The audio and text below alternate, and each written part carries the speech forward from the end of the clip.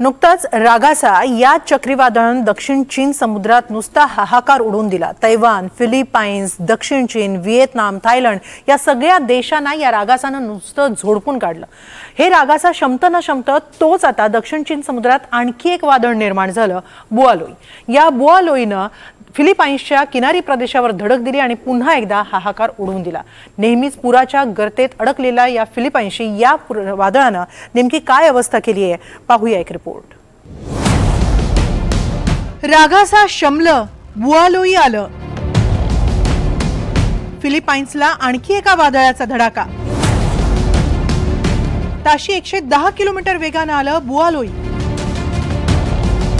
रागासाच्या तडाख्यातून सावरण्याची उसंतही फिलिपाईन्सला मिळाली नाही।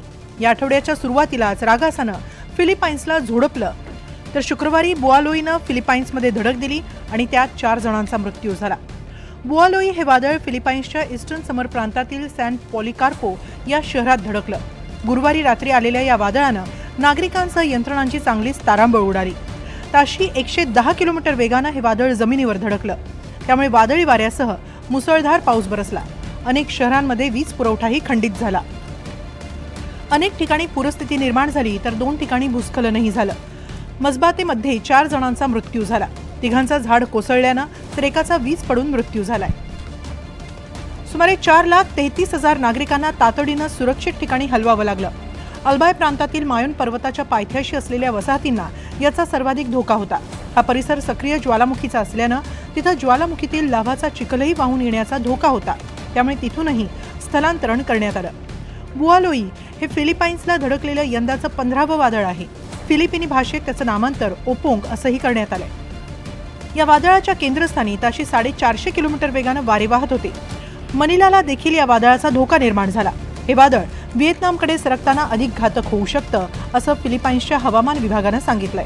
दरम्यान सोमवार ते गुरुवार दरम्यान धुमाकूळ घालणाऱ्या रागासानं तर फिलिपाईन्स आणि तैवानमध्ये 25 जणांचा बळी घेतला होता। एकीकडे देशात पूर नियंत्रण प्रकल्पांमधील भ्रष्टाचारांवरून आंदोलनं होत असतानाच फिलिपाईन्सला एका मागोमाग एक वादळ धडकताय। अध्यक्ष मार्कोस ज्युनियर यांनी तर या भ्रष्टाचारांच्या चौकशीसाठी आयोगही स्थापन केलाय। या चौकशी दरम्यान काही अभियंत्यांना निलंबित करण्यात आलं। त्यांनी चौकशी दरम्यान दिलेली माहिती अत्यंत धक्कादायक आहे।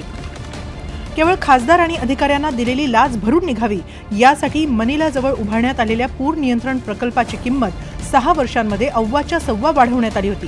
त्यामुळे फिलिपाईन्सला या वादळांना सामोरं जातानाच या भ्रष्टाचाराचाही सामना करावा लागतोय। एकूणच विनाशकारी वादळांमुळे उद्ध्वस्त होणारे संसार उभारताना फिलिपिनी नागरिकांना भ्रष्टाचारामुळे जगणंही महाग होऊ लागलंय। Bureau report, NDTV Marathi.